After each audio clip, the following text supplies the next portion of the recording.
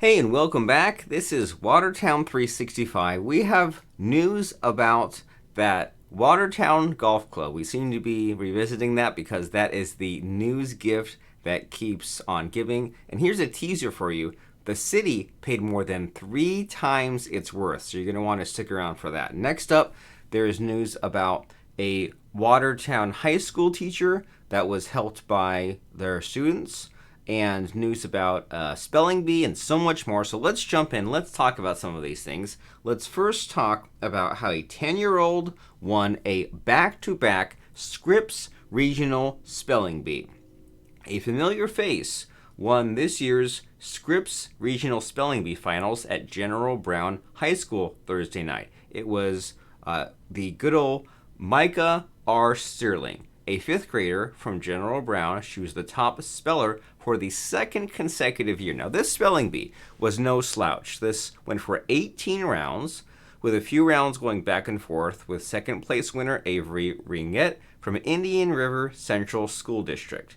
There were 2 times in the final rounds where judges had to go back and check the tape in order to make sure Micah spelled the word transposable correctly, and the judges ruled he spelled it correctly. He said he was bored and nervous while sitting on stage waiting to hear if he was correct, and the winning word for Micah was punily, which is being slight or inferior in power, size, or importance, weak. Now, what's the winner of the spelling bee? What's the big prize? Well, it's a 1-year subscription to the Merriam-Webster Unabridged, courtesy of Merriam-Webster Inc. There's the Samuel Lewis Sugarman Award, a U.S. Mint proof set, Britannica Online Premium 1-year subscription, Watertown Daily Times newspaper digital access for the remainder of the school year, and Micah gets to compete and advance in the Scripps National Spelling Bee in Washington, D.C., with travel expenses courtesy of the winning school district. So congratulations to Micah for winning that for the 2nd consecutive year. Micah said he's excited to go back to D.C. 2nd and 3rd place winners receive Watertown Daily Times newspaper digital access, and Micah's mom says he has worked extremely hard, and they're going to make it a family trip just like last year. So there's some lighthearted news to start us off. Now let's hit with some of that hard-hitting journalism. I think that's what they call it. And it's all about that Watertown Golf Club. So there was an appraisal of the Watertown Golf Club, and the city paid 3 times its worth. The city purchased 9 holes on 64 acres for $3.4 million, but an appraisal determined that it has a value of $1.1 million. So this shows, according to Mayor Jeffrey Smith, that the 3 council members failed to do their due diligence before agreeing to purchase it. So this is amongst the sort of scandal there was a problem with the electrical in the basement, and there was just talk about, well, why do business with this golf club when there may be other city issues for actual helping of the poor and the needy and things like that. And so the golf club was appraised at $1.35 million, but its value decreases by $227,000 because the city is losing that much in revenues from a lease for the 9 holes that the city owned. The 63 acres of land were appraised at $319,000 or $5,000 per acre, and council members were given a copy of the appraisal last week. So if you've been hearing about some of the local politicians around town these last few months, you have city manager Kenneth Mix, who says he wasn't surprised by the appraisal's findings, although it doesn't take into account the buildings, just the raw land.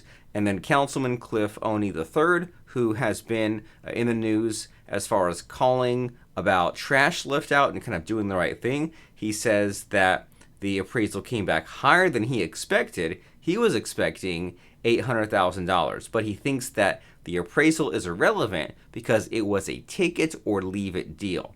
And Councilman Oney says he tried to get the price down to $2.8 million, but the seller, Mr. Lundy, wouldn't accept anything lower than the $3.4 million price. And now the city owns the 9 holes. They will always remain undeveloped and under the city's control.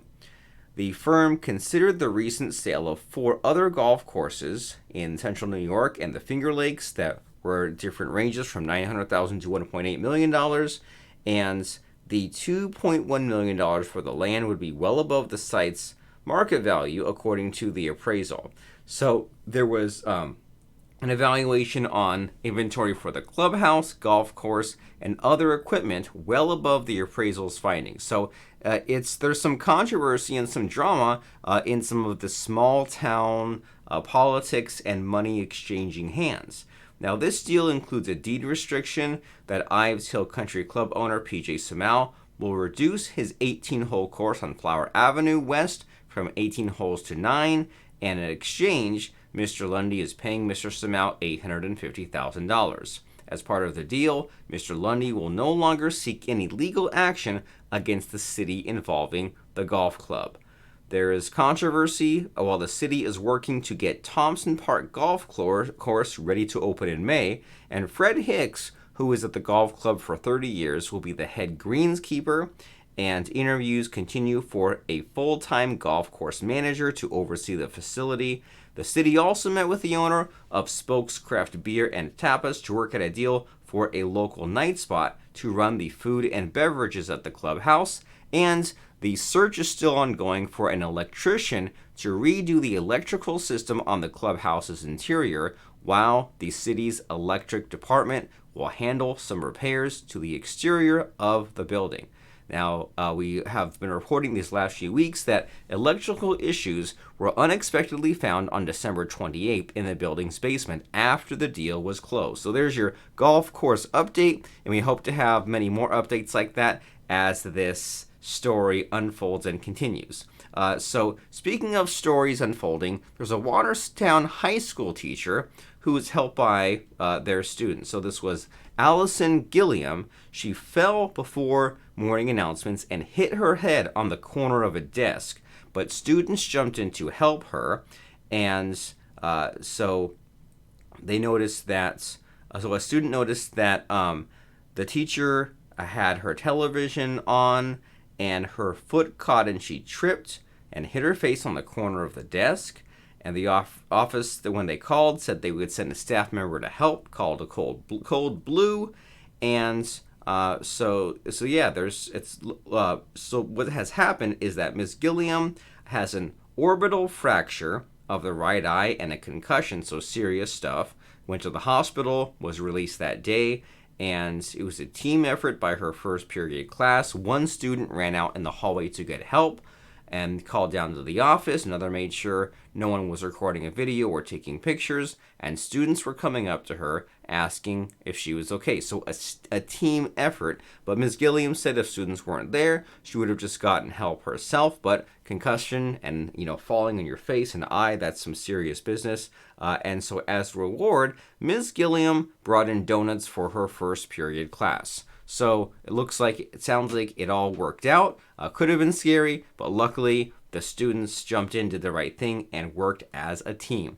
So speaking of, eye problems, Perry Optical, you go to perryopticalny.com. They provide quality eye care services for Jefferson County. When you see some pain in your eyes and you can't see clearly, then you need to pay your eye doctor a visit. Wondering where to find quality eye care service in Jefferson County? Perry Optical team has been helping the North Country see better for more than 30 years. Perry Optical is catering to families and individuals, specializing in patients with special needs and clients who may be hard to fit for glasses or contacts. perryopticalny.com. They are open Friday 9 to 5, Saturday 9 to 12. Everything you want to see as far as contact details is at perryopticalny.com. Next up, let's talk about Sackett's Harbor Ballroom, sackettsharborballroom.com. Remodeled and refurbished in 2018, the Sackett's Harbor Ballroom event venue provides you with a marvelous atmosphere to hold your event, whether it be a wedding, reception, meeting, educational event, family celebration, or Christmas party. Sackett's Harbor offers a unique, clean, accessible, and affordable facility to hold your public or private event. They are your one-stop destination for any event requirement. That is 103 West Main Street, Sackett's Harbor, New York.